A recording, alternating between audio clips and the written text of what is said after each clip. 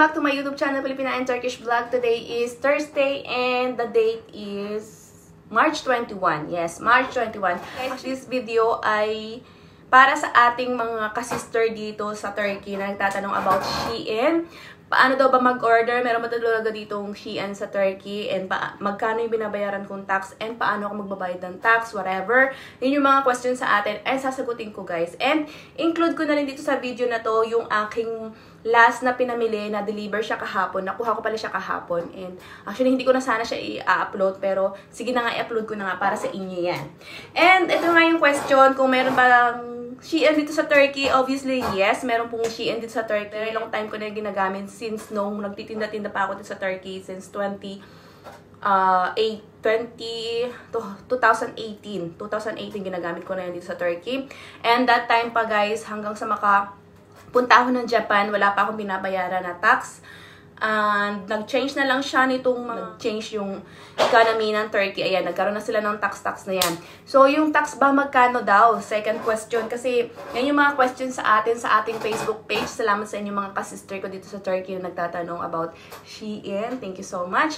And about tax, hindi ko siya actually makakalculate kung magkano yung tax. Depende po yan sa inyong order. At yung sa shipping fee is, kapag naka-order kayo ng 3,500 na tele or Turkish lira, is free shipping na po yan, pero depende rin po yan sa Shein. Kasi minsan nag-change sila. Minsan mas less than 3,500, pwede na kayong maka-avail ng free shipping. And expect nyo na, guys, pag dumating yan dito sa Turkey, mayroon kayong babayaran na na tax and delivery by PTT.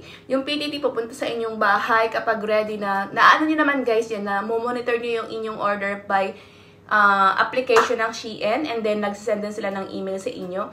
And then kaya updated kayo kung nasa na ba yung inyong in-order. May message naman sa inyo yung PTT na may code sila, and then yun nga, expect nyo na may babayaran kayo. Since namomonitor nyo nga siya online, pwede nyo na rin i-check online yung inyong babayaran na, yung inyong expected na babayaran doon sa PTT para, for example, biglang dumating sa inyong bahay and wala kayong cash, maghanda-handa na rin kayo ng cash na para makapaghanda na rin kayo ng cash. Kasi ang nangyayari sa akin is, laging nade-deliver dito sa bahay tapos wala akong cash, diba? Yung asawa ko pati ang laging nakakatanggap kasi most of the time, wala kami dito ni Leila sa bahay, lagi kami nasa labas. Kasi nga nag-work si Mr. dito sa bahay and umaalis kami ni Leila para walang maingay. So, ayun, guys, maghanda kayo ng cash nyo and para malaman nyo yung inyong babayaran sa PTT, yung tax ninyo is pwede nyo na rin i-check yan sa ptt.com sa tracking nyo. And ayan, ibibigyan ko yan ng example, include ko na rin dito sa aking video kung paano nyo gagawin ang pag-check ng inyong tax and yung mga babayaran nyo. Ano ba yung mga binabayaran nyo? And then, ilang kilo yung dinideliver sa inyo para at least may idea na kayo, di ba? Then, the last question, guys, is gaano ba katagal ma-deliver si Shein? Dito sa Turkey, guys, basta nagbayad kayo ng, para sa akin, experience. Kasi before yung nag-order ako, hindi ako nagbabayad ng insurance ng shipping fee, ng shipping, no? So, medyo matagal yung delivery or yung shipping days kapag hindi kayo nagbayad. Para sa aking example para sa aking experience to, guys, ha. Kasi parang noong hindi ako nagbabayad ng shipping insurance, medyo matagal yung delivery sa akin. Pero mula nung nagbayad ako ng shipping insurance, which is hindi naman siya kamahalan, parang nasa 35 tele lang siya. So, bumilis yung shipping days. For example, sabi nila is, naglalagay kasi lang estimated date doon, no? Pero nasusunod is parang 1 week nga lang or 1 week lang na-deliver na. For example, nag-create ako ng aking order ngayon, nag-pay na ako or na-process na yung aking order ngayong araw na to. And then the next, di ba, itong whole week na to, okay, wala pa. And then the next week, Monday or Tuesday, expect na yan. Kasi ito yung nangyari sa aking last order and then yung first order ko. Yan yung experience ko as of now. 2 order pa lang naman from this year. Ayan, mga ka-sister, nasagot ko na inyong katanungan and sana nag-enjoy kayo sa aking video for today. And kung may mga katanungan pa kayo about online, Shein, ay magtanong lang kayo. And ituloy-tuloy nyo lang yung aking video kasi andyan yung mga in-order ko sa Shein na sobrang gaganda nila, guys. And kung magkano kung magkano yung binayaran kong tax sa aking in-order and magkano yung in-order ko para alam nyo kung paano nyo ma-check yung inyong tax. Okay? So now, nandito tayo sa aking screen para masundan nyo kung paano nyo i-check yung inyong expecting tax na babayaran kapag nag-order kayo sa Shein. So, naka-order pala ako guys ng parang this time ay 3,400 something and ito yung babayaran ko guys. So, paano nyo i-check? Punta muna kayo sa application ng inyong Shein and then i-check nyo yung inyong order and i-copy nyo yung tracking number and then by tracking number, punta kayo sa website ng PTT.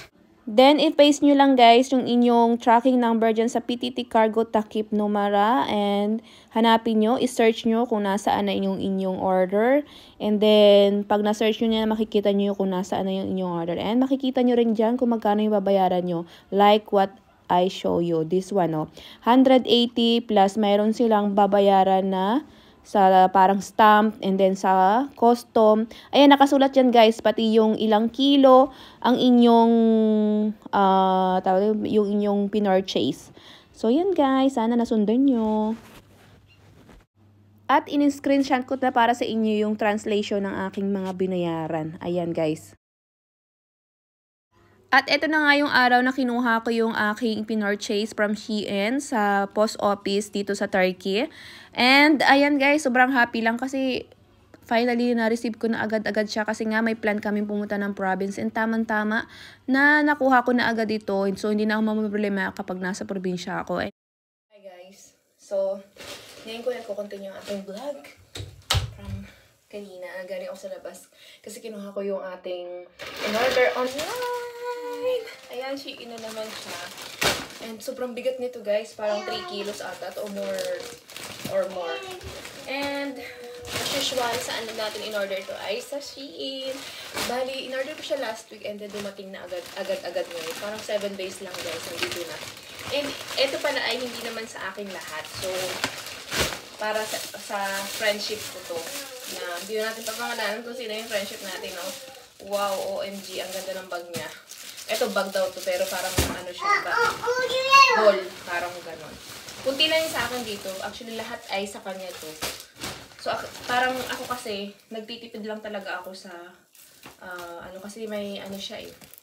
May limit siya. So, sinabay ko lang yung sa akin. Kasi diba, nung last week, umorder na ako. And then, umorder ulit ako. Hindi ko papakita sa inyo guys yung in-order niya. Kasi baka ayaw niya ipakita. And yun sa akin lang yung mga binili. Sobrang mumura lang nito guys. Ito yung binili ko. Pang sa toilet to. Ayan, nalagay natin dun sa top. And ito, nabili ko lang parang 20 lira. And then this one ay 20 lira. Wala pang, ang nabili ko guys dito. Wala pang 900. Ganun lang kakonti. Ito, sa kanya din to. As in, ang dami nito guys. Pero wala ako dito masyadong binili. As in, lahat sa kanya. And eto, dito ako pinaka-excited. I'm ready, guys. Kung ano ito binili ko. Wala lang. Kasi parang trip ko lang maganito. Tingnan natin. At talagyan natin ng review si Shein. And nakalibre naman ako sa ating friendship ng tax at saka ng yung tax niya. Tapos may pasobra pa siyang wow, parang totoong buhok. Ito yung gusto ko guys kasi siya. May ganito diba ako guys, parang hindi ko pa nga nasusuot. Pero it comes like this. Pasensyahan nyo na yung background kasi nasa toilet ako habang naliligo si Leila. Makapaganito ako. And then ipoponi mo lang yan siya. Kunyari ito, diba? Ipoponi natin yan siya para let's try.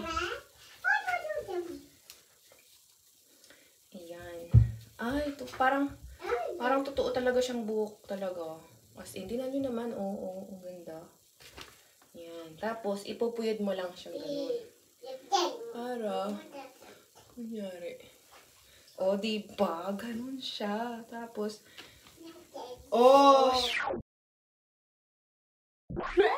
Ayan. Ganyan lang siya, guys. Parang ipupuyod mo lang siya. Tapos, nakaponi lang yung buhok mo. Teka lang. Kailangan kasi ganun lang. Parang buhok talaga siya. Ang ganda. Mas maganda pa nga dun sa wig ko eh. Kasi, diba? Humaba na yung buhok natin. Parang, Pa. Di ba? Yan, ito lang talaga yung pinagkaka-excitedan ko dun. Kasi wala na akong ibang in-order. Ito lang pinasabay ko sa kanya. Dahil gustong-gusto ko siya. Nakita ko siya late na kasi yung in-order ko. Ay. Okay naman siya. So, isusuot na natin siya din yan. And then, ikikip na lang natin yung plastic para in case na ano, diba?